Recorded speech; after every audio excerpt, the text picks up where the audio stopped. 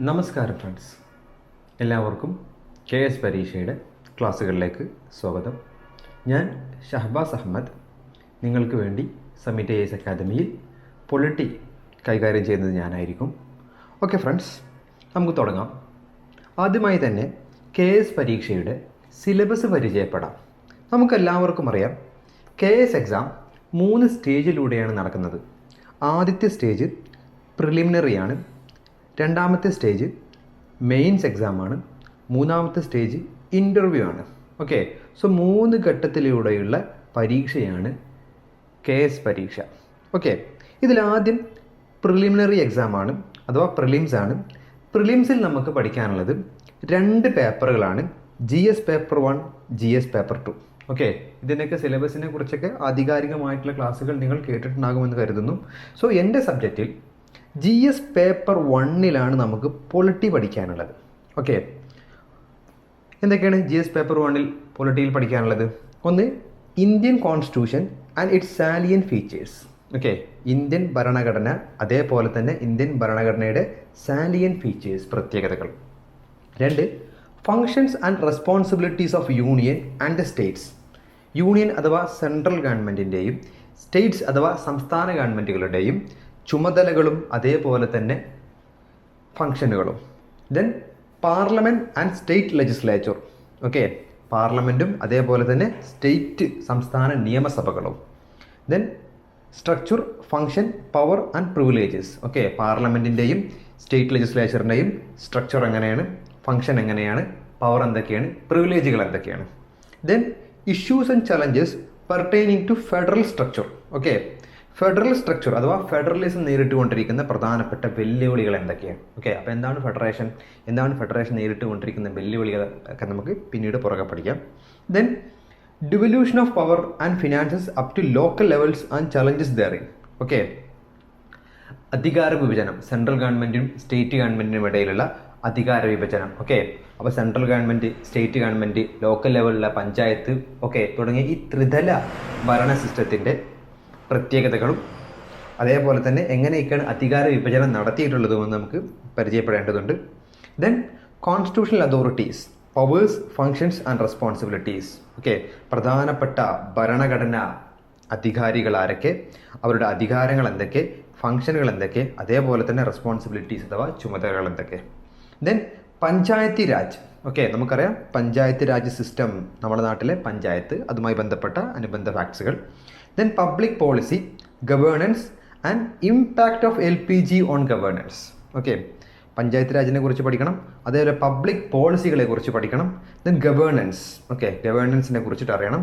അതേപോലെ തന്നെ impact of LPG on governance. LPG അഥവാ liberalisation, privatisation and globalisation. Okay, ഈ 3 പ്രതിഭാസങ്ങൾ എങ്ങനെയാണ് നമ്മുടെ ഗവേണൻസിനെ, ഭരണകൂടത്തെ അല്ലെങ്കിൽ ഭരണ വ്യവസ്ഥിതിയെ ബാധിക്കുന്നത് എന്ന് നോക്കണം.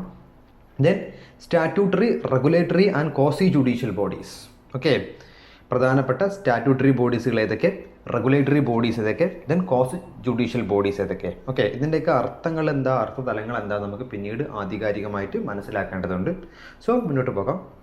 Next, right issues. ഓക്കെ, അവകാശങ്ങളുമായി ബന്ധപ്പെട്ട ഇഷ്യൂസ്. ഓക്കെ, ഏതൊക്കെ അവകാശങ്ങളാണ്? Human rights, women rights, SC/ST rights, child rights, okay, etcetera. So മനുഷ്യാവകാശങ്ങൾ, സ്ത്രീകളുടെ അവകാശങ്ങൾ, scheduled caste and scheduled tribe വിഭാഗങ്ങളുടെ അവകാശങ്ങൾ, അതേപോലെ ചൈൽഡ് റൈറ്റ്സ്, കുട്ടികളുടെ അവകാശങ്ങൾ. സോ ഇതിനെക്കുറിച്ചെല്ലാം ആധികാരികമായിട്ട് നമുക്ക് ഡിസ്കസ് ചെയ്യേണ്ടതുണ്ട്. അതിന് പുറമെ ഇമ്പോർട്ടൻറ്റ് ആക്ട്സ്, ഓക്കെ, പാർലമെൻറ്റോ സ്റ്റേറ്റ് ലെജിസ്ലേച്ചറോ പാസ്സാക്കിയ പ്രധാനപ്പെട്ട നിയമങ്ങൾ, ഓക്കെ, റൈറ്റ് ടു ഇൻഫർമേഷനെ പോലെയുള്ള പ്രധാനപ്പെട്ട നിയമങ്ങൾ, ഓക്കെ, ആ നിയമത്തിൻ്റെ പ്രത്യേകതകൾ ഒക്കെ നമുക്ക് ആധികാരികമായിട്ട് പുറകെ പഠിക്കാനുണ്ട്. Then India's foreign policy, international organisation, international treaties and forums, their structure and mandate. Okay, so ഈ ഒരു ഏരിയ എടുക്കുന്നത് വേറൊരു അധ്യാപകനായിരിക്കും, ഇൻ്റർനാഷണൽ റിലേഷൻ്റെ അധ്യാപകനായിരിക്കും, അദ്ദേഹമാണ് അത് കൈകാര്യം ചെയ്യുക. Next, judiciary in India, structure and functions. Okay, ഇന്ത്യയിലെ കോടതികൾ, ആ കോടതികളുടെ സ്ട്രക്ചർ എങ്ങനെയാണ്, ഫങ്ഷൻ എന്തൊക്കെയാണ്. Then important provisions relating to emergency and constitutional amendments. Okay, അടിയന്തരാവസ്ഥ, അതേപോലെ ഭരണഘടനാ ഭേദഗതികൾ, ഇതുമായി ബന്ധപ്പെട്ട പ്രധാനപ്പെട്ട പ്രൊവിഷൻസുകൾ എന്തൊക്കെയാണ്, ദെൻ ജുഡീഷ്യൽ റിവ്യൂ എന്ന് പറഞ്ഞാൽ എന്താ, ദെൻ പബ്ലിക് ഇൻട്രസ്റ്റ് ലിറ്റിഗേഷൻ എന്ന് പറഞ്ഞാൽ എന്താ, ഓക്കെ, അങ്ങനെ കുറച്ച് കാര്യങ്ങളിവിടെ പഠിക്കാനുണ്ട്. നെക്സ്റ്റ് ഫണ്ടമെൻ്റൽ റൈറ്റ്സ് അഥവാ മൗലികാവകാശങ്ങൾ, ഫണ്ടമെൻ്റൽ ഡ്യൂട്ടീസ് മൗലിക കർത്തവ്യങ്ങൾ, then directive principles, okay, directive principles of state policy അഥവാ DPSPകൾ, ഇവയൊക്കെ ഏതാ, അതിൻ്റെ പ്രധാനപ്പെട്ട സവിശേഷതകൾ എന്താ ഒക്കെ നമുക്ക് പഠിക്കാനുണ്ട്. ദെൻ അവസാനമായിട്ട് principles of administrative law, okay, പ്രധാനപ്പെട്ട ഭരണവുമായി ബന്ധപ്പെട്ടുള്ള പ്രധാനപ്പെട്ട പ്രിൻസിപ്പിൾസുകൾ ഏതൊക്കെയെന്നൊക്കെയാണ് നമുക്ക് പഠിക്കാനുള്ളത്. ഓക്കെ, സോ ചുരുക്കത്തിൽ പറഞ്ഞാൽ കോൺസ്റ്റിറ്റ്യൂഷൻ പ്ലസ് പബ്ലിക് അഡ്മിനിസ്ട്രേഷനാണ് ഇവിടെ നമുക്ക് പഠിക്കാനുള്ളത്. സോ സിലബസ് ബേസ്ഡ് ആയിട്ട് നമുക്ക് ഓരോന്നോരോന്ന് പഠിച്ചു തുടങ്ങാം. ഓക്കെ, സോ ഇതാണ് പ്രിലിംസിൻ്റെ syllabus. So my dear friends, ഇതേപോലെ തന്നെയാണ്, സെയിം തന്നെയാണ് മെയിൻസിൻ്റെ സിലബസും. ഓക്കെ, മെയിൻസിന് നമുക്ക് 3 പേപ്പറാണ് പഠിക്കാനുള്ളത്. GS paper 1, GS paper 2 and GS paper 3. Okay, ഇതിൽ GS പേപ്പർ 2ലാണ് നമുക്ക് പൊളിറ്റി പഠിക്കാനുള്ളത്. സോ എന്താണോ നമ്മൾ പ്രിലിംസിന് പഠിച്ചത് അത് തന്നെയാണ് ഇവിടെ മെയിൻസിന് പഠിക്കാനുള്ളത്. സിലബസിൽ യാതൊരു വ്യത്യാസവുമില്ല. ഓക്കെ, അപ്പോൾ നമ്മുടെ ക്ലാസ്സുകൾ പ്രിലിംസ് കം മെയിൻസ്, ഓക്കെ, പ്രിലിംസിനെയും മെയിൻസിനെയും ഒരേപോലെ മീറ്റ് ചെയ്യുന്ന വളരെ ആഴത്തിൽ ഇറങ്ങിയിട്ടുള്ള ക്ലാസ്സുകളായിരിക്കും. സോ എല്ലാവരും നന്നായിട്ട് പ്രിപ്പയർ ചെയ്യുക. ഓക്കെ, അപ്പം മെയിൻസിൻ്റെ സിലബസ് ഞാൻ വായിക്കുന്നില്ല. എന്താണോ നമ്മൾ പ്രിലിംസിന് വായിച്ചത് അത് തന്നെയാണ് മെയിൻസിൻ്റെയും സിലബസ്. ഓക്കെ, നിങ്ങളൊന്ന് സമയം കിട്ടുകയാണെങ്കിൽ ഒന്ന് വായിച്ച് നോക്കിക്കോളൂ. ഓക്കെ, സോ നമുക്ക് തുടങ്ങാം. നമ്മൾ കോൺസ്റ്റിറ്റ്യൂഷനിൽ തുടങ്ങാം. Okay, so what is constitution? എന്താണ് ഒരു ഭരണഘടന? ഓക്കെ, ഒരു ഭരണഘടന എന്ന് പറഞ്ഞു കഴിഞ്ഞാൽ constitution is the principles of the States, the structures, the process of the government and the rights and duties of citizen in a higher law that cannot be unilaterally changed by an ordinary legislative act. Okay, എന്താണ് ഒരു ഭരണഘടന എന്ന് ചോദിച്ചാൽ എന്താ, അത് ഒരു സ്റ്റേറ്റിൻ്റെ, ഒരു രാജ്യത്തിൻ്റെ ഭരണവുമായി ബന്ധപ്പെട്ട പ്രിൻസിപ്പിൾസ് ആണ്. ഓക്കെ, മാത്രമല്ല the structure and process of the government, okay, ഗവൺമെൻറ്റിൻ്റെ പ്രോസസ്സുകൾ അതേപോലെ ഗവൺമെൻറ് സ്ട്രക്ചറുകളൊക്കെ വ്യക്തമാക്കിയിട്ടുണ്ടാകും. അതേപോലെ the rights and duties of citizen, ആ രാജ്യത്തെ പൗരന്മാരുടെ അവകാശങ്ങളും കർത്തവ്യങ്ങളും വ്യക്തമാക്കിയിട്ടുണ്ടാകും. ഓക്കെ, എങ്ങനെയാണ് വ്യക്തമാക്കിയത്?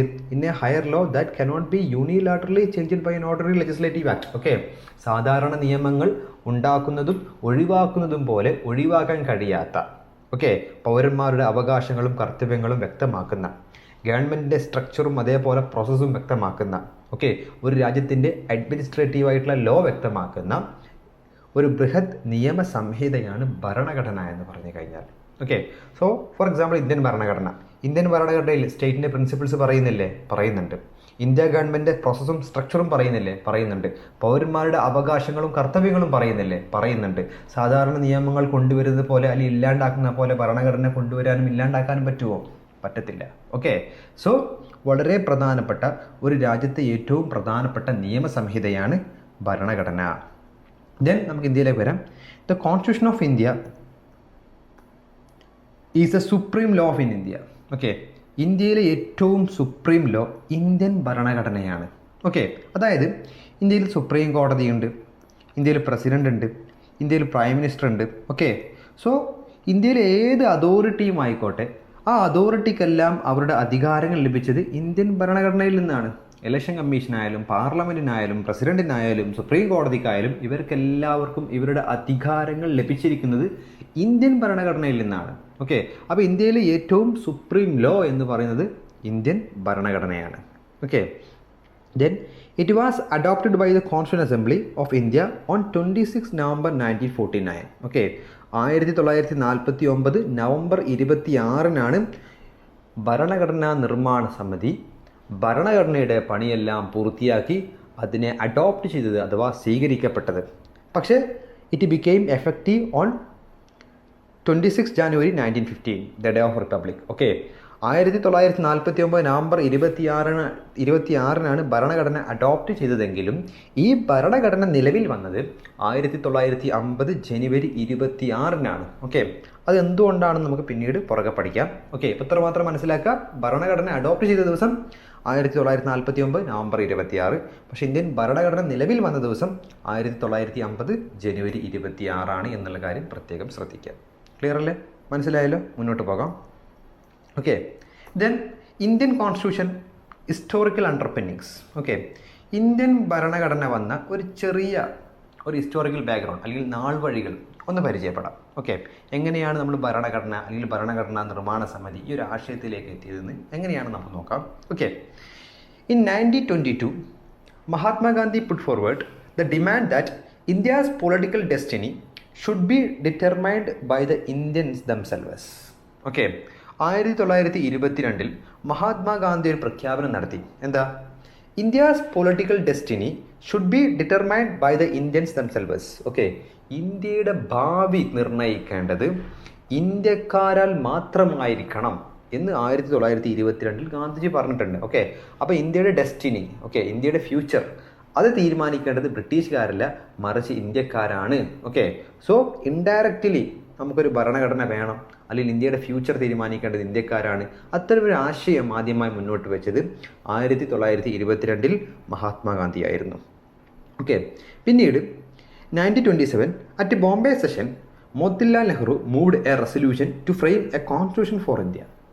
1927 ഇന്ത്യൻ നാഷണൽ കോൺഗ്രസിൻ്റെ ബോംബെ സെഷനിൽ വെച്ച് മോത്തിലാൽ നെഹ്റു, ഓക്കെ, ജവഹർലാൽ നെഹ്റുവിൻ്റെ അച്ഛനായ Motilal Nehru moved a resolution to frame a constitution for India. Okay, ഇന്ത്യക്കൊരു ഭരണഘടന ഉണ്ടാക്കണം, അതിനാവശ്യമായിട്ടുള്ളൊരു പ്രമേയം 1927 ബോംബെ സെഷനിൽ മോത്തിലാൽ നെഹ്റു അവതരിപ്പിച്ചു. ഓക്കെ, അപ്പോൾ ഇതിൻ്റെ ഒരു കാരണം എന്താണെന്ന് ചോദിച്ചാൽ 1927 ഇന്ത്യയിലേക്ക് സൈമൺ കമ്മീഷൻ വന്നു. ഓക്കെ, സൈമൺ കമ്മീഷൻ വന്നു. എന്തിനായിരുന്നു സൈമൺ കമ്മീഷൻ ഇന്ത്യയിലേക്ക് വന്നത്? 1919 ബ്രിട്ടീഷുകാർ ഇന്ത്യയിൽ ഒരു നിയമം പാസ്സാക്കി. ആ നിയമമാണ് 1919 government of India act.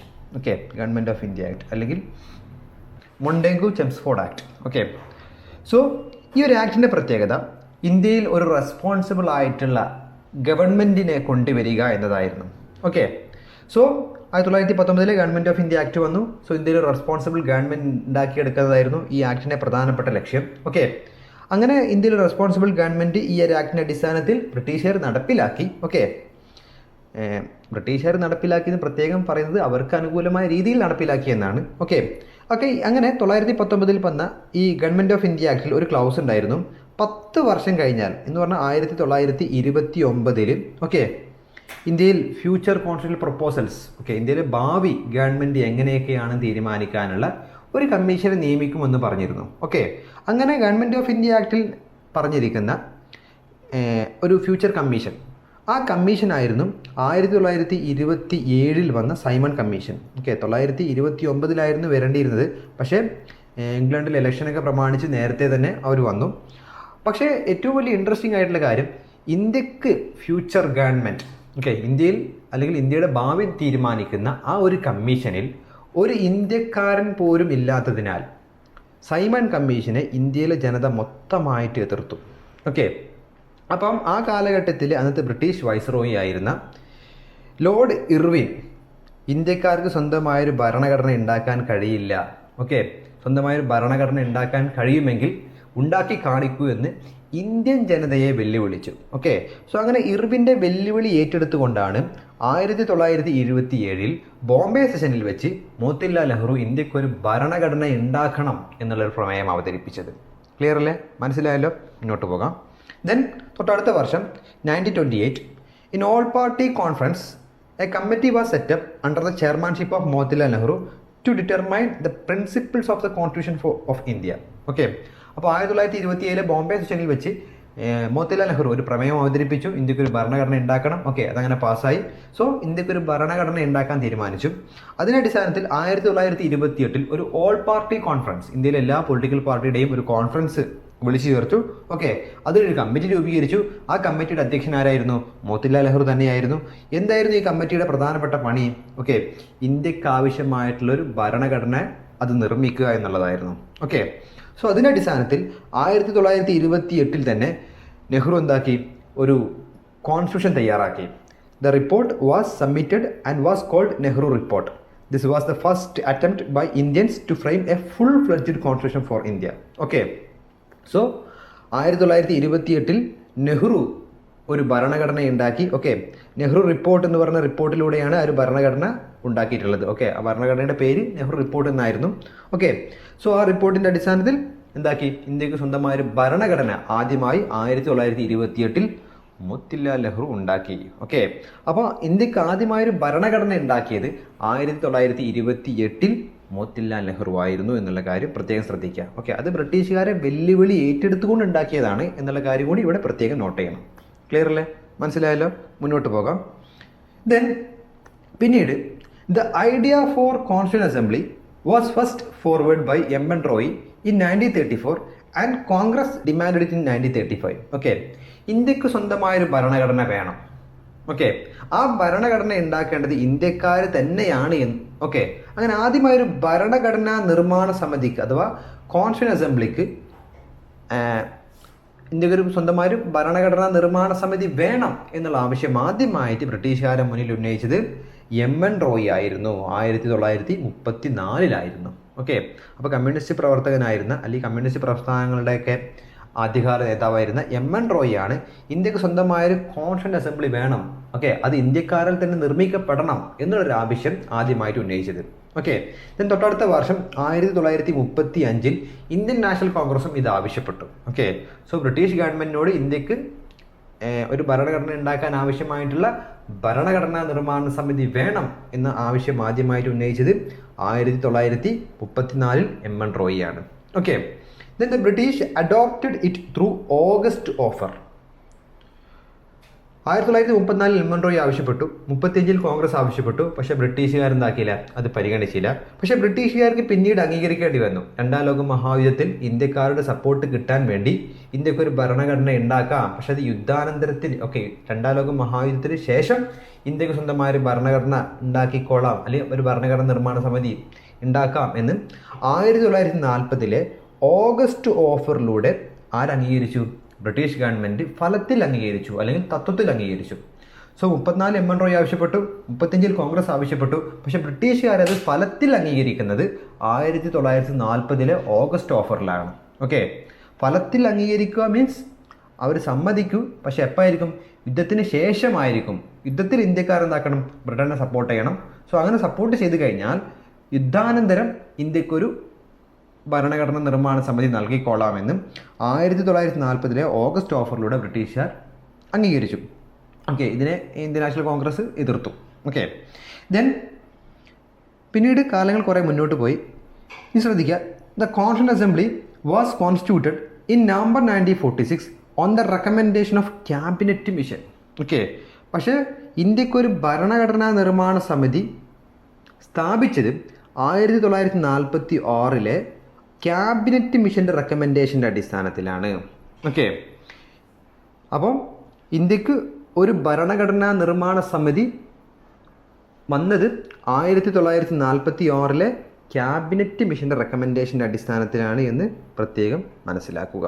Okay, so Indian ഭരണഘടനാ നിർമ്മാണ സമിതി നിലവിൽ വന്നത് 1946 നവംബറിലാണ് എന്നുള്ള കാര്യം പ്രത്യേകം ഓർക്കുക.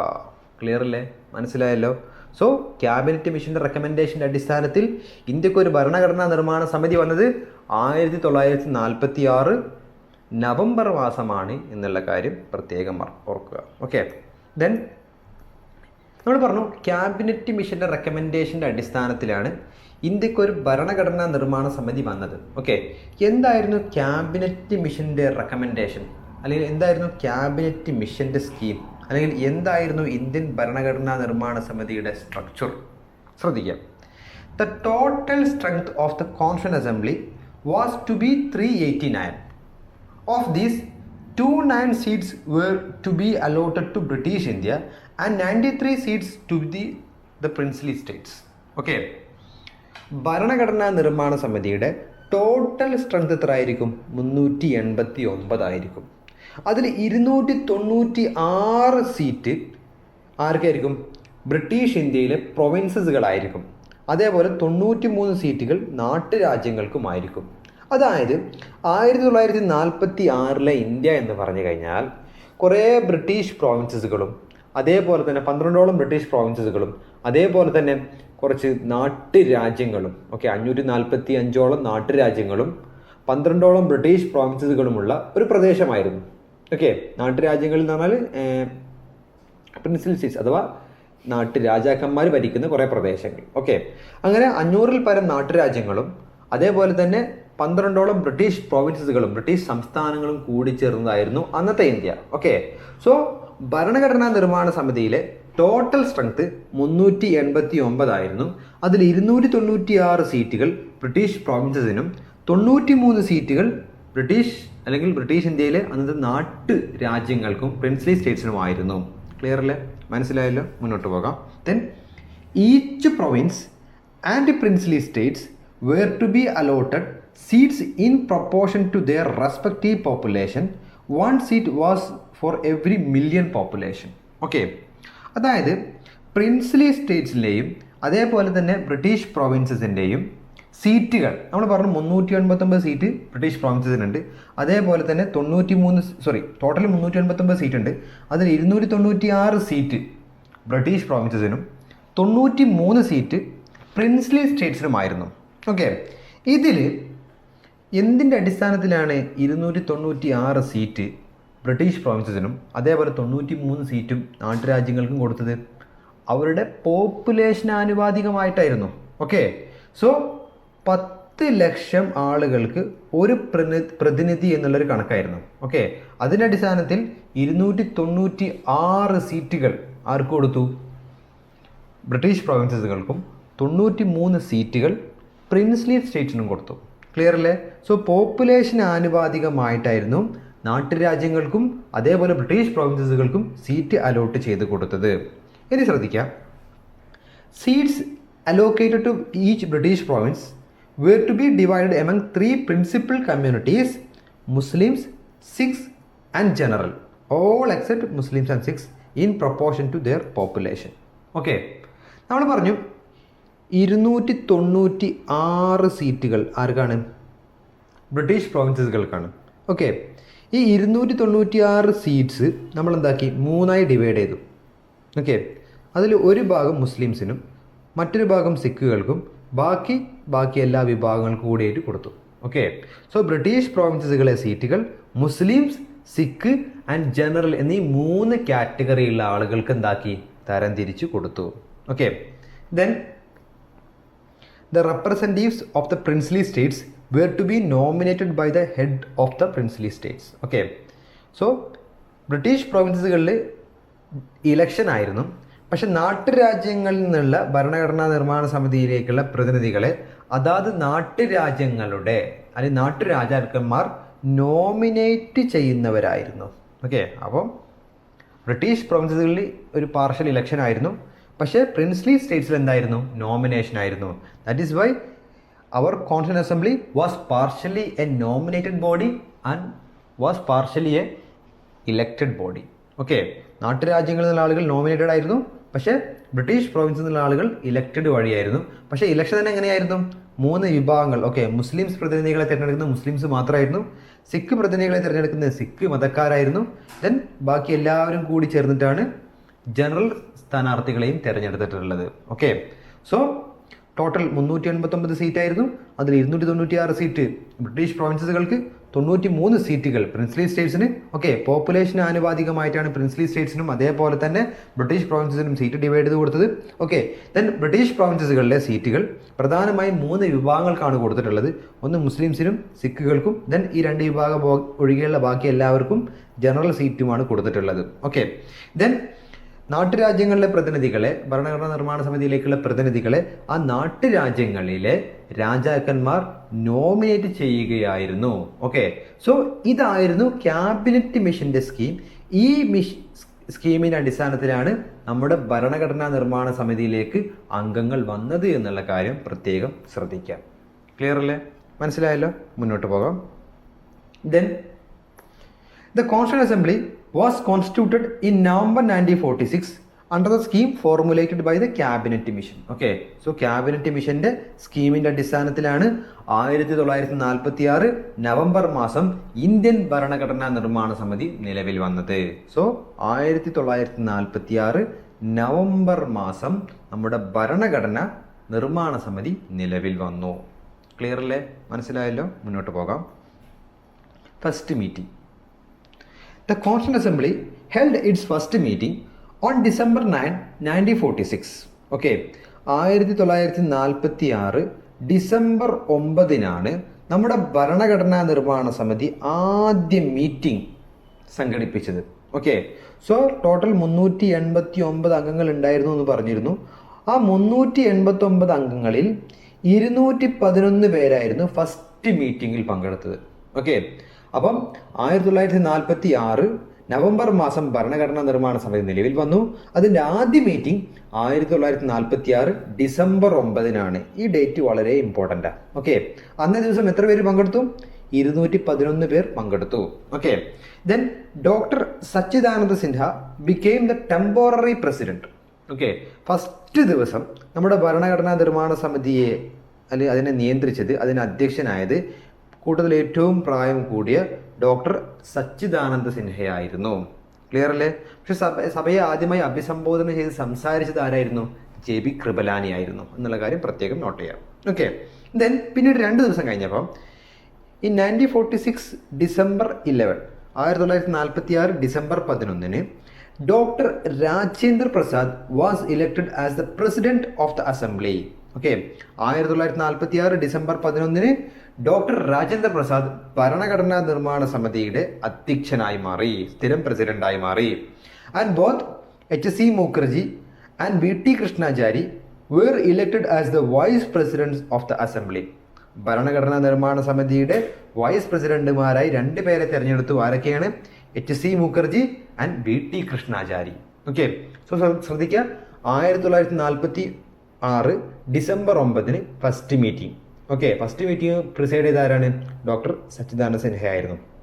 ദെൻ 2 ദിവസം കഴിഞ്ഞപ്പം, അതായത് 1946 ഡിസംബർ 11 ഡോക്ടർ രാജേന്ദ്ര പ്രസാദ് ഭരണഘടനാ നിർമ്മാണ സമിതിയുടെ അധ്യക്ഷനായി മാറി. HC മുഖർജി അതേപോലെ VT കൃഷ്ണാചാരി ഇവർ 2 പേരും ഭരണഘടനാ നിർമ്മാണ സമിതിയുടെ വൈസ് പ്രസിഡന്റുമായിട്ട് മാറി. ഓക്കെ, ദെൻ അഗെയിൻ 2 ദിവസം കഴിഞ്ഞപ്പം, അതായത് 1946 December 13 Pandit Jawaharlal Nehru introduced objective resolution in the assembly. Okay, അപ്പോൾ 1946 ഡിസംബർ 13 പണ്ഡിറ്റ് ജവഹർലാൽ നെഹ്റു എന്താ അവതരിപ്പിച്ചു? ഒബ്ജക്റ്റീവ് റെസൊല്യൂഷൻ ഭരണഘടനാ നിർമ്മാണ സമിതിയിൽ അവതരിപ്പിച്ചു. Okay, what is objective resolution? Objective resolution means the fundamentals and philosophy of the constitutional structure. It is A president of preamble. Okay, നമ്മൾ ഉണ്ടാക്കാൻ പോകുന്ന ഈ ഒരു ഭരണഘടന, ആ ഭരണഘടനയിൽ ഉണ്ടായിരിക്കേണ്ട ഫണ്ടമെന്റൽ ആയിട്ടുള്ള അടിസ്ഥാനപരമായിട്ടുള്ള മൂല്യങ്ങൾ എന്തൊക്കെയാണ്? നമ്മുടെ ഭരണഘടനയുടെ ഫിലോസഫി എന്താണ്? നമ്മൾ ഉണ്ടാക്കാൻ പോകുന്ന ഭരണഘടനയുടെ രൂപം എന്തായിരിക്കും? ഓക്കെ, സോ നമ്മൾ ഉണ്ടാക്കാൻ പോകുന്ന ഭരണഘടനയുടെ ആദ്യകാല രൂപം അല്ലെങ്കിൽ അതിൻ്റെ പ്രധാനപ്പെട്ട ലക്ഷ്യങ്ങൾ, അതിൽ പൗരന്മാർക്ക് കിട്ടുന്ന അവകാശങ്ങൾ. ഓക്കെ, സോ നമ്മുടെ ഭരണഘടനയുടെ രൂപരേഖ എങ്ങനെയായിരിക്കും എന്നാണ് 1946 ഡിസംബർ 13 പണ്ഡിറ്റ് ജവഹർലാൽ നെഹ്റു അവതരിപ്പിച്ച ഒബ്ജക്റ്റീവ് റെസൊല്യൂഷനിലൂടെ മുന്നോട്ട് വെക്കുന്നത്. ഓക്കെ, സോ നമ്മുടെ ഭരണഘടനയുടെ ഒരു രൂപമാണ്, അല്ലെങ്കിൽ വരാൻ പോകുന്ന ഭരണഘടനയുടെ ഒരു സ്ട്രക്ചർ, അല്ലെങ്കിൽ അതിൽ പറയുന്ന പ്രധാനപ്പെട്ട പ്രിൻസിപ്പിൾസുകൾ എന്തൊക്കെയായിരിക്കും, ഇതെല്ലാം ഉൾപ്പെടുത്തിക്കൊണ്ടാണ് 1946 ഡിസംബർ 13 നെഹ്റു എന്താ അവതരിപ്പിച്ചത്? ഒബ്ജക്റ്റീവ് റെസൊല്യൂഷൻ അവതരിപ്പിച്ചത്. സോ ശ്രദ്ധിക്കുക, it is the president of preamble. Okay, നമ്മുടെ പ്രിയാമ്പിളിന്റെ മുൻഗാമി എന്നറിയപ്പെടുന്നത് എന്താണ്? ഒബ്ജക്റ്റീവ് റെസൊല്യൂഷനാണ്. ഈ ഒബ്ജക്റ്റീവ് റെസൊല്യൂഷനാണ് പിന്നീട് ചെറിയ മാറ്റങ്ങളൊക്കെ വരുത്തിക്കൊണ്ട് നമ്മൾ പ്രിയാമ്പിളായിട്ട് അഡോപ്റ്റ് ചെയ്തത് എന്നുള്ള കാര്യം പ്രത്യേകം ശ്രദ്ധിക്കുക. ഓക്കെ, അപ്പോൾ വരാൻ പോകുന്ന ഭരണഘടനയിൽ ജനങ്ങൾക്ക് ലഭിക്കേണ്ട അവകാശങ്ങൾ, അതേപോലെ ഗവൺമെൻറ് സ്ട്രക്ചർ എന്തൊക്കെയാണ്, ഭരണഘടനയുടെ ലക്ഷ്യങ്ങൾ എന്തൊക്കെയാണ് തുടങ്ങിയ കാര്യങ്ങളെല്ലാം ഉൾക്കൊള്ളിച്ചുകൊണ്ട് നെഹ്റു അവതരിപ്പിച്ച ഒരു പ്രമേയമാണ് 1946 ഡിസംബർ 13 അവതരിപ്പിച്ച ഒബ്ജക്റ്റീവ് റെസൊല്യൂഷൻ. ദെൻ ശ്രദ്ധിക്കുക, ജനുവരി 22, 1947 the objective resolution was adopted. 1946 December 13 Nehru അവതരിപ്പിച്ച ഒബ്ജക്റ്റീവ് റെസൊല്യൂഷൻ പിന്നീട് ഒരു മാസത്തിന് ശേഷം, അതായത് 1947 ജനുവരി 22 ഭരണഘടനാ നിർമ്മാണ സമിതി ഐക്യകണ്ഠേന അഡോപ്റ്റ് ചെയ്തു, സ്വീകരിച്ചു. ഓക്കെ, ദെൻ ശ്രദ്ധിക്കുക, പിന്നീട് എന്തായി? 1947 ഓഗസ്റ്റ് 15 നമുക്കറിയാം, നമുക്ക് സ്വാതന്ത്ര്യം കിട്ടി. ഓക്കെ, 1947 ഓഗസ്റ്റ് 15 ശേഷം നമ്മുടെ ഭരണഘടനാ നിർമ്മാണ സമിതി it performed 2 functions at A time. Okay, ഒരേ സമയം 2 ഫങ്ഷൻ ചെയ്തു. അപ്പോൾ ശ്രദ്ധിക്കുക, നമുക്ക് സ്വാതന്ത്ര്യം കിട്ടുന്നതിന് മുമ്പേ എന്തുണ്ടായിരുന്നു? ഭരണഘടനാ നിർമ്മാണ സമിതി ഉണ്ടായിരുന്നു. നമുക്ക് സ്വാതന്ത്ര്യം കിട്ടിയതിന് ശേഷം നമ്മുടെ ഭരണഘടനാ നിർമ്മാണ സമിതി 2 ഫങ്ഷൻ ചെയ്തു. എന്താ? ഒന്നാമത്തെ function as A constituent assembly, ഒരു ഭരണഘടന നിർമ്മാണ സമിതിയായി പ്രവർത്തിക്കുക, നമുക്ക് ആവശ്യമായിട്ടുള്ള ഒരു ഭരണഘടന ഉണ്ടാക്കുക. അതായിരുന്നു കോൺസ്റ്റിറ്റ്യൂന്റ് അസംബ്ലിയുടെ പ്രധാനപ്പെട്ട ലക്ഷ്യം. രണ്ടാമത്തെ ഫങ്ഷൻ എന്താ? As a parliament for the independent India. Okay, സ്വതന്ത്രാനന്തര ഇന്ത്യക്ക് ഒരു പാർലമെന്റ് ആയിട്ട് പ്രവർത്തിക്കുക. കാരണം ഇനി മുതൽ ഇവിടെ നിയമം ഉണ്ടാക്കാൻ ആരുണ്ടാവില്ല? ബ്രിട്ടീഷുകാരുണ്ടാവില്ല. ബ്രിട്ടീഷുകാർ ഇന്ത്യ വിട്ടു. ഓക്കെ, അപ്പൊ ഇനി ഇന്ത്യക്ക് ആവശ്യമായിട്ടുള്ള അല്ലെങ്കിൽ സ്വതന്ത്ര ഭാരതത്തിന് ആവശ്യമായിട്ടുള്ള നിയമങ്ങൾ ഉണ്ടാക്കാനുള്ള ഒരു പാർലമെന്റ് ആയിട്ടും പ്രവർത്തിക്കാൻ തുടങ്ങി. ഓക്കെ, അപ്പോൾ 1947 ഓഗസ്റ്റ് 15 ശേഷം നമ്മുടെ ഭരണഘടനാ നിർമ്മാണ സമിതി 2 ഫങ്ഷൻ ചെയ്യാൻ തുടങ്ങി. ഒന്ന് കോൺസ്റ്റിറ്റ്യൂന്റ് അസംബ്ലി ആയിട്ട് ആക്ട് ചെയ്യാൻ തുടങ്ങി, അതോടൊപ്പം തന്നെ എന്തായിട്ടും ഒരു പാർലമെന്റ് ആയിട്ടും ആക്ട് ചെയ്യാൻ തുടങ്ങി. ക്ലിയർ അല്ലേ? മനസ്സിലായല്ലോ? സോ 1946 നവംബർ മാസം ഭരണഘടനാ നിർമ്മാണ സമിതി നിലവിൽ വന്നു. 1946 December 9 first meeting. 1946 December 11 doctor Rajendra Prasad became the president of Constituent Assembly. Then 1946 December 13 Pandit Jawaharlal Nehru objective resolution അവതരിപ്പിച്ചു. ദെൻ 1947 ജനുവരി 22 ഒബ്ജക്റ്റീവ് റെസൊല്യൂഷൻ ഭരണഘടനാ നിർമ്മാണ സമിതി ഐക്യകണ്ഠേന സ്വീകരിച്ചു. ക്ലിയർ? ദെൻ 1947 ഓഗസ്റ്റ് 15 നമുക്ക് സ്വാതന്ത്ര്യം കിട്ടി. അതോടൊപ്പം തന്നെ നമ്മുടെ ഭരണഘടനാ നിർമ്മാണ സമിതി അറ്റ് എ ടൈം 2 ഫങ്ഷൻ ചെയ്യാൻ തുടങ്ങി. ഒന്ന്, ഒരു ഭരണഘടനാ നിർമ്മാണ സമിതിയായി പ്രവർത്തിച്ചുകൊണ്ട് നമുക്ക് ആവശ്യമായിട്ടൊരു ഭരണഘടന ഉണ്ടാക്കുക, അതോടൊപ്പം തന്നെ സ്വതന്ത്രാനന്തര ഇന്ത്യയിൽ ഒരു പാർലമെന്റ് ആയിട്ട് ആക്ട് ചെയ്യുക. അങ്ങനെ 2 ഫങ്ഷൻ 1947 ഓഗസ്റ്റ് 15 ശേഷം നമ്മുടെ ഭരണഘടനാ നിർമ്മാണ സമിതി ചെയ്യാൻ തുടങ്ങി. ഓക്കെ, അപ്പോൾ ഫ്രണ്ട്സ് ഇവിടെ ശ്രദ്ധിക്കണം, നമ്മൾ പറഞ്ഞു 1946 ഡിസംബർ 9 ഫസ്റ്റ് മീറ്റിംഗ് നടന്നു. ഓക്കെ, ഈ ഫസ്റ്റ് മീറ്റിംഗ് മുതൽ നമ്മൾ എന്തിനെ ശ്രമിച്ചുകൊണ്ടിരിക്കുന്നത്? നമുക്ക് ആവശ്യമായിട്ടുള്ള ഒരു ഭരണഘടന ഉണ്ടാക്കുക. ഓക്കെ, അപ്പം ഈ ഭരണഘടനാ നിർമ്മാണ സമിതിയിൽ നമുക്ക് ആവശ്യമായിട്ടുള്ള ഒരു ഭരണഘടന ഉണ്ടാക്കാൻ ധാരാളം കമ്മിറ്റികൾ നിയമിച്ചിട്ടുണ്ടായിരുന്നു. ഓക്കെ, അതിൽ പ്രധാനമായി ശ്രദ്ധിക്കേണ്ടത് the constituent assembly appointed a number of committees. Out of these 8 were major committees and others were minor committee. Okay, 8 major കമ്മിറ്റിയും അതേപോലെ തന്നെ കുറച്ച് മൈനർ കമ്മിറ്റികളും ഉണ്ടായിരുന്നു. ഓക്കെ, അപ്പോൾ നമ്മുടെ ഭരണഘടനാ നിർമ്മാണ സമിതിയിലെ പ്രധാനപ്പെട്ട മേജർ കമ്മിറ്റികൾ ഏതൊക്കെ, അതേപോലെ മൈനർ കമ്മിറ്റികൾ ഏതൊക്കെ, അതിൻ്റെ അധ്യക്ഷന്മാരാരൊക്കെയെന്ന് നമുക്ക് നോക്കാം. ആദ്യം major committees. Union powers committee. Okay, union powers കമ്മിറ്റിയുടെ അധ്യക്ഷൻ പണ്ഡിറ്റ് ജവഹർലാൽ നെഹ്റു ആണ്. Okay, then union constitution committee, അതിൻ്റെ അധ്യക്ഷന്മാരാണ് ജവഹർലാൽ നെഹ്റു ആണ്. ദെൻ സ്റ്റേറ്റ്സ് കമ്മിറ്റി, അതിൻ്റെ അധ്യക്ഷന്മാരാണ് ജവഹർലാൽ നെഹ്റു ആണ്. Okay, so union powers committee, union constitution committee, states committee, ഇതിൻ്റെ മൂന്നിൻ്റെയും അധ്യക്ഷൻ ആരാണ്? പണ്ഡിറ്റ് ജവഹർലാൽ നെഹ്റു ആയിരുന്നു. Then provincial constitution committee. Okay, നമുക്ക് എല്ലാവർക്കും അറിയാം ആരാണ്? സർദാർ വല്ലഭായ് പട്ടേലാണ്. ദെൻ ഡ്രാഫ്റ്റിംഗ് കമ്മിറ്റി, ഡ്രാഫ്റ്റിംഗ് കമ്മിറ്റിയുടെ അധ്യക്ഷൻ ഡോക്ടർ ഭീമാറാവു അംബേദ്കർ ആയിരുന്നു. Then rules of procedure committee, അതിൻ്റെ അധ്യക്ഷൻ ഡോക്ടർ രാജേന്ദ്ര പ്രസാദ് ആണ്. ദെൻ സ്റ്റിയറിംഗ് കമ്മിറ്റി, അതിൻ്റെ അധ്യക്ഷന്മാരാണ് ഡോക്ടർ രാജേന്ദ്ര പ്രസാദ് ആണ്. ഓക്കെ, ദെൻ അവസാനത്തെ major committee advisory committee on fundamental rights, minorities and tribal and excluded areas. Okay, അതിൻ്റെ അധ്യക്ഷന്മാരാണ് സർദാർ പട്ടേലാണ്. അപ്പോൾ 8ാമത്തെ കമ്മിറ്റി കുറച്ച് ഇമ്പോർട്ടൻ്റ് ആണ്. Advisory committee on fundamental rights, minorities and tribal and excluded areas, ഇതിൻ്റെ അധ്യക്ഷനാരാണ്? സർദാർ വല്ലഭായ് പട്ടേലാണ്. ഏതൊക്കെയാണ്? Advisory committee on fundamental rights, then minorities, tribal and excluded areas, ഇതിൻ്റെ എല്ലാത്തിൻ്റെയും ഒരു advisory committee ഉണ്ട്. ആ അഡ്വൈസറി കമ്മിറ്റിയുടെ അധ്യക്ഷൻ ആരാണ്? സർദാർ പട്ടേലാണ്. ഓക്കെ, ദെൻ ഈ 8ാമത്തെ ഈ ഒരു കമ്മിറ്റിയുടെ, അതായത് advisory committee on fundamental rights, minorities and tribal and excluded areas, ഈ ഒരു കമ്മിറ്റിയുടെ പ്രത്യേകത ഇതിന് കുറച്ച് സബ് കമ്മിറ്റികൾ ഉണ്ടായിരുന്നു. ഓക്കെ, ഏതൊക്കെയാണ്? This committee had the following 5 sub committees. ഏതൊക്കെ? 5 പഠിക്കേണ്ട 4 committee. Okay, fundamental rights sub committee അതിൻ്റെ അധ്യക്ഷൻ ആരാണ്? JP കൃപലാനിയാണ്. Okay. So advisory committee on fundamental rights അതിൻ്റെ അധ്യക്ഷൻ സർദാർ പട്ടേലാണ്. പക്ഷേ ഫണ്ടമെന്റൽ റൈറ്റ്സ് സബ് കമ്മിറ്റിയുടെ അധ്യക്ഷൻ ആരാണ്? JP കൃപലാനിയാണ്. ദെൻ മൈനോറിറ്റീസ് സബ് കമ്മിറ്റി അതിൻ്റെ അധ്യക്ഷൻ HC Mukherjee. Then north east frontier tribal areas and Assam excluded partially excluded area sub committee അതിൻ്റെ അധ്യക്ഷൻ ആരാണ്? ഗോപിനാഥ് ബർദോലയാണ്. ഓക്കെ. ദെൻ ആസാം ഒഴികെയുള്ള മറ്റ് സ്ഥലങ്ങളിലെ അല്ലെങ്കിൽ നോർത്ത് ഈസ്റ്റിലെ ഒഴികെയുള്ള മറ്റ് സ്ഥലങ്ങളിലെ excluded and partially excluded areas other than those in Assam അതിൻ്റെ അധ്യക്ഷൻ ആരാണ്? AV തക്കാറാണ്. ഓക്കെ. സോ ഭരണഘടനാ നിർമ്മാണ സമിതിയിൽ 8 മേജർ കമ്മിറ്റി ഉണ്ടായിരുന്നു.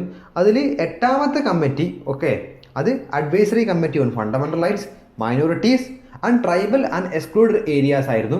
ഇതിൻ്റെ അധ്യക്ഷൻ ആരാണ്? സർദാർ പട്ടേലാണ്. ഓക്കെ. അപ്പോൾ നമ്മൾ കേട്ടിട്ടുണ്ട് നമ്മുടെ ഭരണഘടനയിലെ മൗലികാവകാശങ്ങളുടെ ശില്പി എന്നറിയപ്പെടുന്ന ആരാണ്? സർദാർ പട്ടേലാണ്. ഓക്കെ. അതിൻ്റെ കാരണം എന്താ? അദ്ദേഹം ഭരണഘടനാ നിർമ്മാണ സമിതിയിലെ advisory on committee on fundamental rights അതിൻ്റെ അധ്യക്ഷനായിരുന്നു. അതുകൊണ്ട് സർദാർ വല്ലഭായ് പട്ടേലിനെ മൗലികാവകാശങ്ങളുടെ ശില്പി എന്ന് പറയപ്പെടുന്നു. അതുമാത്രമല്ല 1933 ഇന്ത്യൻ നാഷണൽ കോൺഗ്രസിൻ്റെ കറാച്ചി സെഷൻ ആ കറാച്ചി സെഷനിൽ വെച്ചിട്ടാണ് ആദ്യമായിട്ട് ഫണ്ടമെന്റൽ റൈറ്റ്സിൻ്റെ ഒരു പ്രമേയം അവതരിപ്പിച്ചത്. ഓക്കെ. അതിൻ്റെ ആ 1933 കറാച്ചി സെഷൻ്റെ അധ്യക്ഷന്മാരായിരുന്നു സർദാർ വല്ലഭായ് പട്ടേലായിരുന്നു. ഓക്കെ. അപ്പോൾ അതുകൊണ്ട് ഇപ്പറഞ്ഞ കാരണങ്ങളാൽ സർദാർ വല്ലഭായ് പട്ടേലിനെ നമ്മുടെ ഭരണഘടനയിലെ മൗലികാവകാശങ്ങളുടെ ശില്പി എന്നറിയപ്പെടുന്നു. ഓക്കെ. സോ 8ാമത്തെ committee advisory committee on fundamental rights minorities and tribal and excluded areas ഇതിന് അധ്യക്ഷനാരാണ്? സർദാർ പട്ടേലാണ്. ഈ 8ാമത്തെ കമ്മിറ്റി കുറച്ച് സബ് കമ്മിറ്റികളുണ്ട്. അതായതൊക്കെയാണ്? ഫണ്ടമെന്റൽ റൈറ്റ്സ് സബ് കമ്മിറ്റി അതിൻ്റെ അധ്യക്ഷനാരാണ്? JP Kripalani. Then minority sub committee അതിൻ്റെ അധ്യക്ഷൻ HC Mukherjee. Then north east frontier tribal areas and Assam excluded partially excluded area sub committee അതിൻ്റെ അധ്യക്ഷൻ Gopinath ബർദോലയാണ്.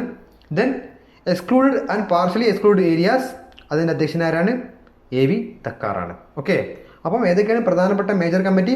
Union powers committee, union constitution committee, states committee, provincial constitution committee, drafting committee, rules of procedure committee, steering committee and advisory committee on fundamental rights minorities and tribal and excluded areas. Okay. ഈ പ്രധാനപ്പെട്ട 8 major കമ്മിറ്റികളും അതിൻ്റെ അധ്യക്ഷന്മാരും പ്രത്യേകം പഠിക്കുക. Okay. അപ്പോൾ 8 major committees ഉണ്ടായിരുന്നു. അതോടൊപ്പം തന്നെ കുറച്ച് മൈനർ കമ്മിറ്റീസ് ഉണ്ടായിരുന്നു. ഓക്കെ. അപ്പം ഏതൊക്കെയാണ് പ്രധാനപ്പെട്ട മൈനർ കമ്മിറ്റി? അതിൻ്റെ അധ്യക്ഷൻ ആരാ? ആദ്യം finance and staff committee doctor Rajendra Prasad. Credential committee Alladi Krishnaswami Iyer. House committee B. Pattabhi Sitaramayya. Order of business committee doctor KM Munshi. Then ad hoc committee on national flag doctor Rajendra Prasad. Committee on the function of constituent assembly ആരാണ്? GV Mavalankar ആയിരുന്നു. GV Mavalankar നമ്മുടെ ആദ്യത്തെ speaker കൂടിയാണ് എന്നുള്ള കാര്യം ഓർക്കുക. Okay. So committee on the functions of the constituent assembly GV Mavalankar ആയിരുന്നു. അതായത് നമ്മൾ പറഞ്ഞു 1947 ഓഗസ്റ്റ് 15 ശേഷം നമ്മുടെ ഭരണഘടനാ നിർമ്മാണ സമിതി 2 ഫംഗ്ഷൻ ചെയ്തു. ഒന്ന് ഒരു കോൺസ്റ്റിറ്റ്യൂന്റ് മേക്കിംഗ് അസംബ്ലി ആയിട്ട് ആക്ട് ചെയ്യുക. അതിൻ്റെ പ്രധാനപ്പെട്ട ഫംഗ്ഷൻ എന്താ? ഒരു ഭരണഘടന ഉണ്ടാക്കുക. രണ്ടാമത് പാർലമെൻ്റായിട്ട് ആക്ട് ചെയ്യാൻ തുടങ്ങി. ഓക്കെ. രാജ്യത്തിന് ആവശ്യമായിട്ടുള്ള താൽക്കാലികമായിട്ടുള്ള നിയമങ്ങളും കാര്യങ്ങളൊക്കെ ഉണ്ടാക്കുക. ഓക്കെ. അപ്പോൾ ഒരേ സമയം പാർലമെൻ്റായിട്ടും ഒരേ സമയം കോൺസ്റ്റിറ്റ്യൂന്റ് അസംബ്ലി ആയിട്ടും ആക്ട് ചെയ്യാൻ തുടങ്ങി. ഓക്കെ. സോ നമ്മുടെ ഭരണഘടനാ നിർമ്മാണ സമിതി എപ്പോഴൊക്കെയാണോ കോൺസ്റ്റിറ്റ്യൂന്റ് അസംബ്ലി ആയിട്ട് ആക്ട് ചെയ്യുന്നത് അപ്പോൾ അതിൻ്റെ അധ്യക്ഷൻ ആയിരിക്കും ഡോക്ടർ രാജേന്ദ്ര പ്രസാദ് ആയിരിക്കും. ഓക്കെ. ഇതിന് എപ്പോഴൊക്കെയാണ് നമ്മുടെ ഭരണഘടനാ നിർമ്മാണ സമിതി പാർലമെൻ്റായിട്ട് ആക്ട് ചെയ്യുന്നത് അപ്പോൾ ആ സമയത്ത് അതിൻ്റെ സ്പീക്കർ ആയിരിക്കും GV മാവുലങ്കർ ആയിരിക്കും. ക്ലിയർ അല്ലേ? മനസ്സിലായല്ലോ? മുന്നോട്ട് പോകാം. Then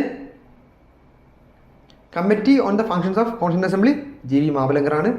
then ad hoc committee on supreme court. Okay. Supreme കോടതിയുമായി ബന്ധപ്പെട്ട ഒരു അഡ്ഹോക് കമ്മിറ്റി, താൽക്കാലിക കമ്മിറ്റി, അതിന് അധ്യക്ഷൻ ആരാണ്? S. വരദാചാരിയാണ്.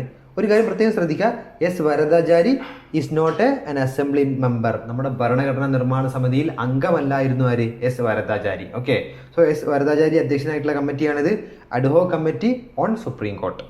Then committee on chief commissioners provinces, അതിന് അധ്യക്ഷനാരാണ്? B. Pattabhi Sitaramayya. Okay. Next. അപ്പോൾ ഇതൊക്കെയാണ് പ്രധാനപ്പെട്ട മൈനർ കമ്മിറ്റികൾ. അപ്പം മേജർ കമ്മിറ്റികൾ ഏതൊക്കെ? അതിൻ്റെ അധ്യക്ഷന്മാരാരൊക്കെ? മൈനർ കമ്മിറ്റികൾ ആരൊക്കെ, അതിൻ്റെ അധ്യക്ഷന്മാരാരൊക്കെ പ്രത്യേകം നോട്ട് ചെയ്ത് പഠിക്കണം. ഇനി ഈ പറഞ്ഞ കമ്മിറ്റിയിൽ ഏറ്റവും പ്രധാനപ്പെട്ടത് 8 മേജർ കമ്മിറ്റി, കുറേ മൈനർ കമ്മിറ്റികളെ കുറിച്ച് നമ്മൾ പറഞ്ഞു. ഈ പറഞ്ഞ കമ്മിറ്റികളിൽ നിന്ന് ഏറ്റവും പ്രധാനപ്പെട്ടത് ഏത് കമ്മിറ്റിയാണ്? ഡ്രാഫ്റ്റിംഗ് കമ്മിറ്റിയാണ്. Okay, drafting committee. It was set up on August 29, 1947. Okay, 1947 August 29 drafting committee വന്നത്. അതായത് ഇന്ത്യക്ക് സ്വാതന്ത്ര്യം കിട്ടി 14 ദിവസം കഴിഞ്ഞപ്പോൾ ആര് വന്നു? ഡ്രാഫ്റ്റിംഗ് കമ്മിറ്റി വന്നു. Okay, it consist of 7 members. Okay, drafting കമ്മിറ്റിയിൽ 7 പേരാണുള്ളത്. ആരൊക്കെയാണ്? ഒന്ന് ഡോക്ടർ ഭീമാറാവു അംബേദ്കർ. ഓക്കെ, അദ്ദേഹമായിരുന്നു ഇതിൻ്റെ ചെയർമാൻ. നമുക്കറിയാം ഡ്രാഫ്റ്റിംഗ് കമ്മിറ്റിയുടെ ചെയർമാൻ ആരാണ്? അംബേദ്കർ ആണ്.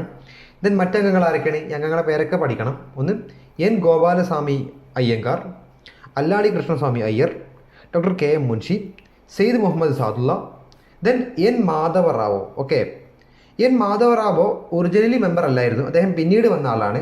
He replaced BL Mitter who resign due to ill health. Okay, BL Mitter എന്ന് പറയുന്ന വ്യക്തിക്ക് മൂപ്പർക്ക് അസുഖബാധിതനായപ്പം മൂപ്പർ രാജിവെച്ച ഗ്യാപ്പിലേക്കാണ് ആര് വരുന്നത്? എൻ മാധവറാവു വരുന്നത്. Okay, then TT Krishnachari. TT Krishnachari ആർക്ക് പകരം വന്നാണ്? DP കൈത്താന് പകരം വന്ന ആളാണ്. ഓക്കെ, DP കൈത്താൻ 1948 മരണപ്പെട്ടപ്പോൾ DP കൈത്താന് പകരമായിട്ടാണ് ആര് വന്നത്? TT കൃഷ്ണാചാരി വരുന്നത്. ഓക്കെ, സോ ഈ 7 പേരായിരുന്നു ഡ്രാഫ്റ്റിംഗ് കമ്മിറ്റിയിലെ മെമ്പേഴ്സ്. ഓക്കെ, അപ്പോൾ ഇതിൻ്റെ അധ്യക്ഷനാരാ, ഇതിൽപ്പെട്ട പ്രധാനപ്പെട്ട മെമ്പേഴ്സ് ആരാ പ്രത്യേകം അറിയണം. ഓക്കെ, എന്തായിരുന്നു ഈ ഡ്രാഫ്റ്റിംഗ് കമ്മിറ്റിയുടെ പ്രധാനപ്പെട്ട പണി? ഓക്കെ, എന്താണെന്ന് ചോദിച്ചാൽ നമ്മളിപ്പോൾ 8 മേജർ കമ്മിറ്റീസ് പറഞ്ഞു, കുറേ മൈനർ കമ്മിറ്റീസ് പറഞ്ഞു. ഓക്കെ, ഈ മേജർ കമ്മിറ്റികളും അതേപോലെ തന്നെ ഈ മൈനർ കമ്മിറ്റികളും കൊടുക്കുന്ന റെക്കമെൻഡേഷൻ്റെ അടിസ്ഥാനത്തിൽ നമ്മുടെ ഭരണഘടനയുടെ ഒരു കരട് രൂപം, ഒരു ഡ്രാഫ്റ്റ് എഴുതി തയ്യാറാക്കലായിരുന്നു ഡ്രാഫ്റ്റിംഗ് കമ്മിറ്റിയുടെ പ്രധാനപ്പെട്ട പണി. ഓക്കെ, അപ്പം ഭരണഘടനാ നിർമ്മാണ സമിതിയിലെ പ്രധാനപ്പെട്ട മേജർ കമ്മിറ്റികളും മൈനർ കമ്മിറ്റികളും കൊടുക്കുന്ന റെക്കമെൻഡേഷൻ്റെ അടിസ്ഥാനത്തിൽ നമ്മുടെ ഭരണഘടന എഴുതി തയ്യാറാക്കുക, ഒരു ഡ്രാഫ്റ്റ് എഴുതി തയ്യാറാക്കലായിരുന്നു ആരുടെ പണി? ഡ്രാഫ്റ്റിംഗ് കമ്മിറ്റിയുടെ പണി. ഓക്കെ, സോ ഭരണഘടനാ നിർമ്മാണ സമിതിയിലെ ഏറ്റവും പ്രധാനപ്പെട്ട കമ്മിറ്റിയാണ് ഡ്രാഫ്റ്റിംഗ് കമ്മിറ്റി. ക്ലിയർ അല്ലേ? മനസ്സിലായല്ലോ? മുന്നോട്ട് പോകാം. ദെൻ ഇവിടെ കുറച്ച് കാര്യങ്ങൾ ഒന്ന് റഫലി പറയുകയാണ്, നിങ്ങൾ കേട്ടാൽ മാത്രം മതി, എക്സാമിനൊന്നും ചോദിക്കാൻ ചാൻസ് ഇല്ല. ഓക്കെ, നമ്മൾ പറഞ്ഞു വ്യത്യസ്തമായിട്ടുള്ള കമ്മിറ്റികൾ എന്താക്കുന്നു? ഡ്രാഫ്റ്റിംഗ് കമ്മിറ്റിയുടെ മുന്നിൽ ഓരോ റെക്കമെൻഡേഷൻ കൊടുക്കുന്നു. ആ റെക്കമെൻഡേഷൻ്റെ അടിസ്ഥാനത്തിൽ എന്താക്കുന്നു? ഡ്രാഫ്റ്റിംഗ് കമ്മിറ്റി ഡ്രാഫ്റ്റ് തയ്യാറാക്കുന്നു. ഓക്കെ, അങ്ങനെ ആദ്യത്തെ 6 മാസം കൊണ്ട്, അതായത് 1947 ഓഗസ്റ്റിലാണ് ആര് വരുന്നത്? ഡ്രാഫ്റ്റിംഗ് കമ്മിറ്റി വരുന്നത്. ആ ഒരു 6 മാസം കൊണ്ട് എന്താക്കി? മറ്റുള്ള കമ്മിറ്റിയുടെ റെക്കമെൻഡേഷൻസ് എല്ലാം സ്വീകരിച്ചുകൊണ്ട് ഒരു ഫസ്റ്റ് ഡ്രാഫ്റ്റ് തയ്യാറാക്കി. ഓക്കെ, ഈ ഫസ്റ്റ് ഡ്രാഫ്റ്റ് എന്താക്കി? പിന്നീട് ജനങ്ങളെ മുന്നിൽ വെച്ചു. ഓക്കെ, ഒരു 6 മാസത്തോളം ഇന്ത്യയിലെ ജനതയ്ക്ക് എന്ത് ചെയ്തു? ആ ഭരണഘടനാ നിർമ്മാണ സമിതിയിൽ പറയുന്ന പ്രധാനപ്പെട്ട മൂല്യങ്ങളും ആ ഭരണഘടനയുടെ ഡ്രാഫ്റ്റിൽ പറയുന്ന പ്രധാനപ്പെട്ട മൂല്യങ്ങളും കാര്യങ്ങളൊക്കെ പഠിക്കാനും അമെൻമെൻറ്റ് പ്രപ്പോസ് ചെയ്യാനുള്ളൊരു സമയം ജനങ്ങൾക്ക് കൊടുത്തു. ഓക്കെ, അങ്ങനെ ജനങ്ങളുടെ കയ്യിൽ നിന്ന് റെക്കമെൻഡേഷനും കാര്യങ്ങളും സ്വീകരിച്ചുകൊണ്ട് ഡ്രാഫ്റ്റിംഗ് കമ്മിറ്റി തയ്യാറാക്കി? അടുത്ത ഡ്രാഫ്റ്റ് തയ്യാറാക്കി. ഓക്കെ, സോ ഭരണഘടനാ നിർമ്മാണ സമിതിയിലെ വ്യത്യസ്ത കമ്മിറ്റിയുടെ റെക്കമെൻഡേഷൻ സ്വീകരിച്ചുകൊണ്ട് എന്താക്കി? ഒരു ഫസ്റ്റ് ഡ്രാഫ്റ്റ് തയ്യാറാക്കി. ആ ഫസ്റ്റ് ഡ്രാഫ്റ്റ് പിന്നീട് ജനങ്ങളെ മുന്നിൽ വെച്ചു. ജനങ്ങൾക്ക് അത് ഡിസ്കസ് ചെയ്യാനും അമെൻമെൻറ്റ് പ്രപ്പോസ് ചെയ്യാനുള്ള അവസരം കൊടുത്തു. അങ്ങനെ ഒരു 6 മാസത്തോളം ജനങ്ങളെ മുന്നിൽ വെച്ചു. ദെൻ ജനങ്ങളുടെ കയ്യിൽ നിന്ന് സ്വീകരിച്ച റെക്കമെൻഡേഷൻസും കാര്യങ്ങളെല്ലാം ഉൾപ്പെടുത്തിക്കൊണ്ട് ഒരു സെക്കൻഡ് ഡ്രാഫ്റ്റിംഗ് കമ്മിറ്റി തയ്യാറാക്കി. ഓക്കെ, ഈ സെക്കൻഡ് ഡ്രാഫ്റ്റ് പിന്നീട് ആരെ മുന്നിൽ വെച്ചു? ഭരണഘടനാ നിർമ്മാണ സമിതിയുടെ മുന്നിൽ വെച്ചു. ഓക്കെ, ദെൻ ഈ ഡ്രാഫ്റ്റിനെ കുറിച്ച് സെക്കൻഡ് ഡ്രാഫ്റ്റ് ഭരണഘടനാ നിർമ്മാണ സമിതിയിൽ ക്ലൗസ് ബൈ ക്ലൗസ് ആയിട്ട് എന്താക്കി? ഡിസ്കസ് ചെയ്യുകയും അമെൻമെൻറ്റുകളും കാര്യങ്ങളും ഒക്കെ പ്രപ്പോസൽസും കാര്യങ്ങളൊക്കെ വന്നു. സോ ഭരണഘടനാ നിർമ്മാണ സമിതി ആധികാരികമായിട്ട് ഭരണഘടനയെ സ്വീകരിക്കുകയും ഭരണഘടനയിൽ ധാരാളം അമെൻമെൻറ്റുകളും കാര്യങ്ങളൊക്കെ കൊണ്ടുവരികയും ചെയ്തു. സോ അതെല്ലാം ഉൾപ്പെടുത്തിക്കൊണ്ട് ഒരു ഫൈനൽ ഡ്രാഫ്റ്റിംഗ് കമ്മിറ്റി തയ്യാറാക്കുകയും ആ ഒരു ഫൈനൽ ഡ്രാഫ്റ്റ് 1949 നവംബർ 26 പാസ്സാക്കുകയും ചെയ്തു. ഓക്കെ, ഇതാണ് നമ്മുടെ ഡ്രാഫ്റ്റിംഗ് കമ്മിറ്റി ഭരണഘടന ഉണ്ടാക്കി ഒരു ഫൈനൽ ഷേപ്പാക്കി മാറ്റിയത്. ക്ലിയർ അല്ലേ? ജസ്റ്റ് ഒന്ന് കേട്ടാൽ മാത്രം മതി, എഴുതണമെന്നില്ല. After making concrete effort and discussion The final draft of the constitution was presented by Dr. Ambedkar, and on November 26, 1949, it received the signature of the members and the president. Okay, so എല്ലാവിധ ചടങ്ങുകളും തീർത്തുകൊണ്ട് 1949 November 26 final drafting കമ്മിറ്റിയുടെ ചെയർമാനായ അംബേദ്കർ ഭരണഘടനാ നിർമ്മാണ സമിതിയുടെ മുന്നിൽ വാക്കുകയും അവരെല്ലാവരും vote എടുത്ത് അത് പാസ്സാക്കുകയും അതിൽ ഭരണഘടനാ നിർമ്മാണ സമിതിയിലെ എല്ലാ അംഗങ്ങൾ ഒപ്പുവെക്കുകയും ചെയ്തു. Okay, out of the total 229 members of the assembly, only 284 were actually present on that day and signed the constitution. Okay, അതായത് ഭരണഘടനാ നിർമ്മാണ സമിതിയിൽ അന്ന് ഉണ്ടായിരുന്നത് 299 പേരാണ്. ഓക്കെ, അതിൽപ്പെട്ട 284 പേരായിരുന്നു 1949 നവംബർ 26 ഭരണഘടനാ നിർമ്മാണ സമിതിയിൽ അന്ന് പ്രസൻ്റ് ആയത്. സോ ആ 284 പേര് എവിടെ ഒപ്പുവെക്കപ്പെട്ടു? നമ്മുടെ ഭരണഘടനയിൽ ഈ ഒരു ദിവസം ഒപ്പുവെക്കപ്പെട്ടു. ഓക്കെ, അവിടെ നിങ്ങൾക്ക് ന്യായമായിട്ട് കുറച്ച് സംശയങ്ങൾ ഉണ്ടാകും. നേരത്തെ പറഞ്ഞു 389 ആളുകളായിരുന്നു ഭരണഘടനാ നിർമ്മാണ സമിതിയിൽ ഉണ്ടായിരുന്നത്. ഇപ്പം എത്ര ആയിട്ട് മാറിയിട്ടുണ്ട്? 299 പേരായി ചുരുങ്ങിയിട്ടുണ്ട്. ഓക്കെ, അപ്പം ഈ 90 പേര് എവിടെ പോയി?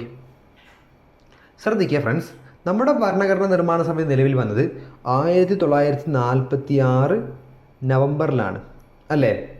അന്ന് നമ്മുടെ രാജ്യം എന്തായിട്ടില്ല, ഇന്ത്യ എന്നും പാകിസ്ഥാൻ എന്നും 2 രാജ്യങ്ങളായിട്ട് മാറിയിട്ടില്ല.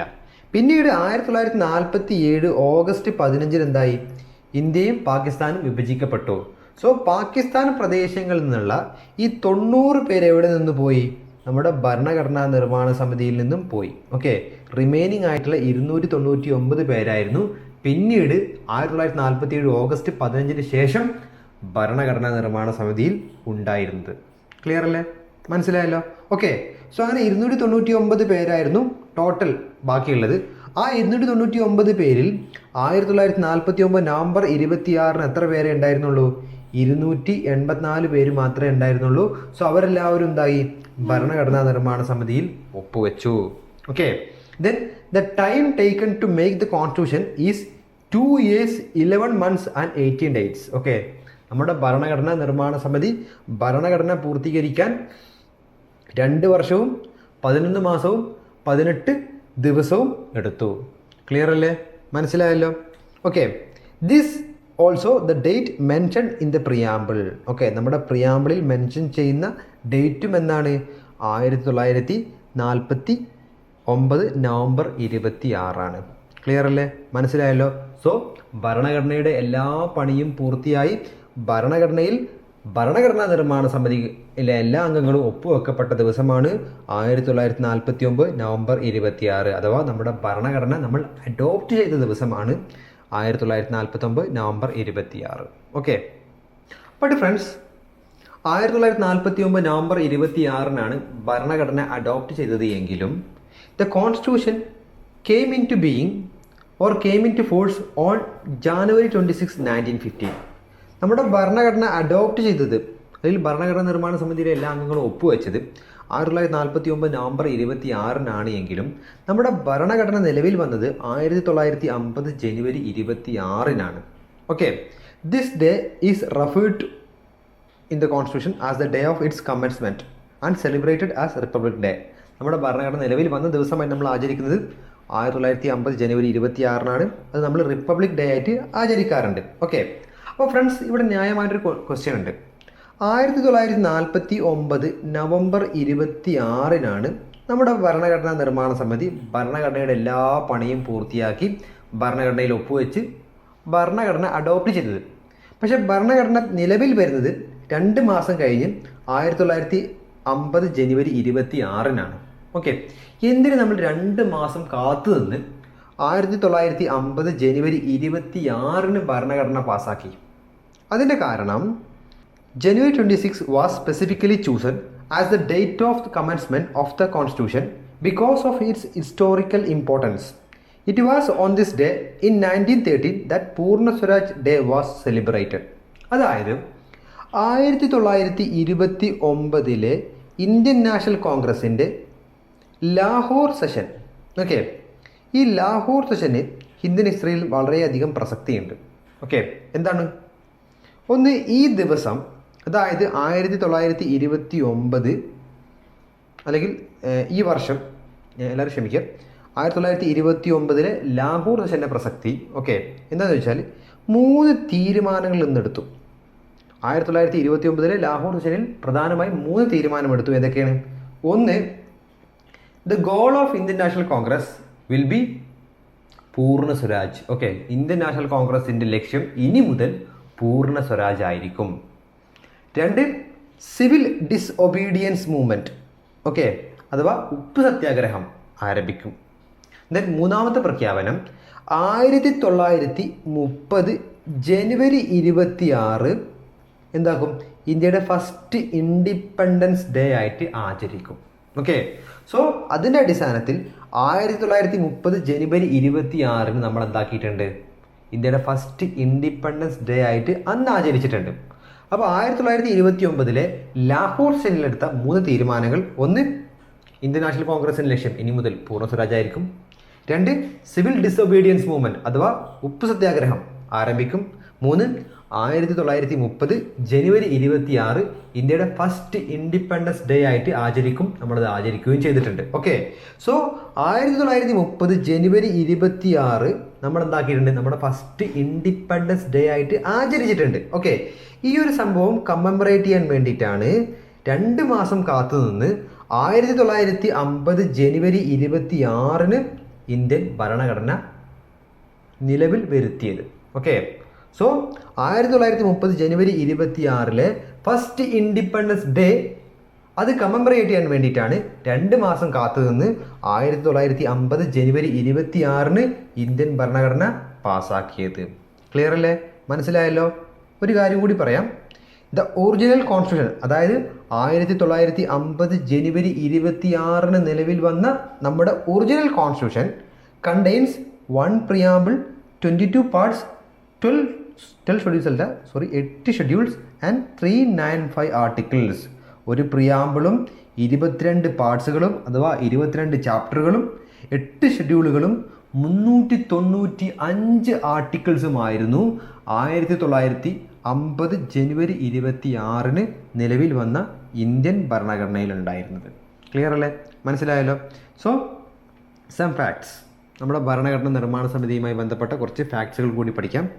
Then elephant was adopted as the symbol of the constitution assembly. നമ്മുടെ ഭരണഘടനാ നിർമ്മാണ സമിതിയുടെ സിംബൽ എന്തായിരുന്നു? എലിഫൻ്റ് ആയിരുന്നു, കടുവയല്ല. പ്രത്യേകം ശ്രദ്ധിക്കുക. Then BN Rao was appointed as the constitutional advisor or legal advisor to the Constituent Assembly. നമ്മുടെ ഭരണഘടനാ നിർമ്മാണ സമിതിയുടെ ലീഗൽ അഡ്വൈസർ ആരായിരുന്നു? BN Rao ആയിരുന്നു. Then HBR Iyengar was the secretary to the Constituent Assembly. ഭരണഘടനാ നിർമ്മാണ സമിതിയുടെ സെക്രട്ടറി ആരായിരുന്നു? HBR Iyengar ആയിരുന്നു. Then SN Mukherjee was the chief draftman of the constitution in the Constituent Assembly. നമ്മുടെ ഭരണഘടനാ നിർമ്മാണ സമിതിയിൽ ഭരണഘടനയുടെ ചീഫ് ഡ്രാഫ്റ്റ്മാൻ ആരായിരുന്നു? SN Mukherjee ആയിരുന്നു. Then Prem Behari Narain Raizada was the calligrapher of the Indian constitution.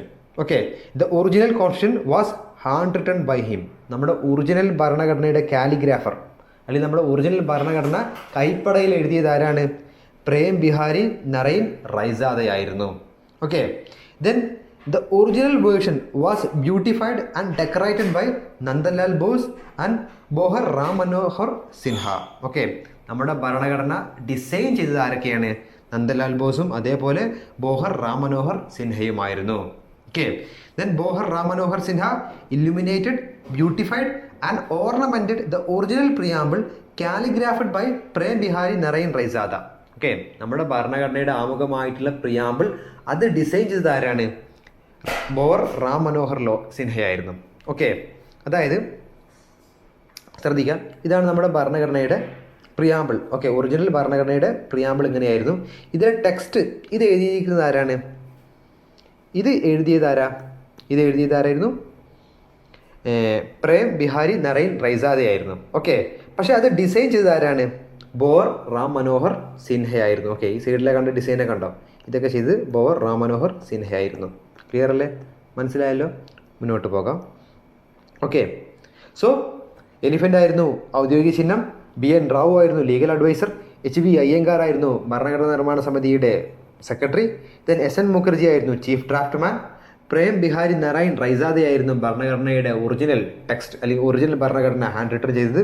Then Nandalal ബോസും അതേപോലെ തന്നെ ബോവർ രാമനോഹർ സിൻഹയുമായിരുന്നു പ്രധാനപ്പെട്ട ചിത്രകാരന്മാർ. ഓക്കെ, ഈ ഭരണഘടന ഡെക്കറേറ്റ് ചെയ്തൊക്കെ അവരായിരുന്നു. ക്ലിയർ അല്ലേ? മനസ്സിലായല്ലോ? മുന്നോട്ട് പോകാം. ഓക്കെ, ഒരു കാര്യം കൂടി പറഞ്ഞ് നമുക്ക് വൈൻഡപ്പ് ചെയ്യാം. Other functions. നമ്മുടെ ഭരണഘടനാ നിർമ്മാണ സമിതി നമ്മൾ നേരത്തെ പറഞ്ഞു പ്രധാനമായി 2 ഫങ്ഷൻ ചെയ്തിരുന്നു. ഒന്ന് നമ്മുടെ ആദ്യത്തെ പാർലമെൻ്റ് ആയിട്ടും അതേപോലെ തന്നെ ഒരു ഭരണഘടനാ നിർമ്മാണ സമിതിയായിട്ടും ആക്ട് ചെയ്തിട്ടുണ്ടായിരുന്നു. ഇതിന് പുറമെ കുറച്ച് പ്രധാനപ്പെട്ട ഫങ്ഷൻ കൂടി അവർ ചെയ്തിട്ടുണ്ട്. ഏതൊക്കെയാണ്? The constitution assembly adopted national flag on July 22, 1947. 1947 July 22 നമ്മുടെ നാഷണൽ ഫ്ലാഗ് അഡോപ്റ്റ് ചെയ്തത് ആരാണ്? കോൺസ്റ്റിറ്റ്യൂഷൻ അസംബ്ലിയാണ്. സോ ഈ ഡേറ്റ് ആണ് ഇമ്പോർട്ടൻറ്റ്. നമ്മൾ നാഷണൽ ഫ്ലാഗ് സ്വീകരിച്ചത് അല്ലെങ്കിൽ അഡോപ്റ്റ് ചെയ്തത് എന്നാണ്? 1947 July 22. Okay, then the constitution on November 26, 1949. Okay, 1949 November 26 Indian ഭരണഘടന അഡോപ്റ്റ് ചെയ്തതും ആരാണ്? കോൺസ്റ്റിറ്റ്യൂഷൻ അസംബ്ലിയാണ്. Then national anthem on January 24, 1915. അതേപോലെ national song on January 24, 1915. Okay, 1950 ജനുവരി 24 നാഷണൽ ആന്തവും അതേപോലെ നാഷണൽ ആന്തവും എന്താക്കി? നാഷണൽ ആന്തവും അതേപോലെ നാഷണൽ സോങ്ങും എന്താക്കി? അഡോപ്റ്റ് ചെയ്തതും ഭരണഘടനാ നിർമ്മാണ സമിതിയാണ്. ഓക്കെ, ഇതിലെ പ്രധാനപ്പെട്ട ഡേറ്റുകളൊന്ന് നോട്ട് ചെയ്യുക. ക്ലിയർ അല്ലേ? സോ ഫ്രണ്ട്സ്, നമ്മൾ ഇത്രയും നേരം ഡിസ്കസ് ചെയ്തത് നമ്മുടെ ഭരണഘടന വന്ന നാൾവഴികളും അതേപോലെ തന്നെ ഭരണഘടനാ നിർമ്മാണ സമിതിയും അതിലെ പ്രധാനപ്പെട്ട കമ്മിറ്റികളും അവരുടെ ഫംഗ്ഷനും അതേപോലെ ഡ്രാഫ്റ്റിംഗ് കമ്മിറ്റിയും. സോ എങ്ങനെയാണ് നമ്മുടെ ഭരണഘടന നിലവിൽ വന്നതും അതുമായി ബന്ധപ്പെട്ട കുറച്ച് അനുബന്ധ ഫാക്ട്സുകളുമാണ് നമ്മൾ ഡിസ്കസ് ചെയ്തിട്ടുള്ളത്. സോ എല്ലാവർക്കും മനസ്സിലായി എന്ന് പ്രതീക്ഷിക്കുന്നു. എല്ലാവരും നന്നായിട്ട് പഠിക്കുക. സോ നമുക്ക് അടുത്ത ക്ലാസ്സിൽ കാണാം. Let's wind up. Thank you all.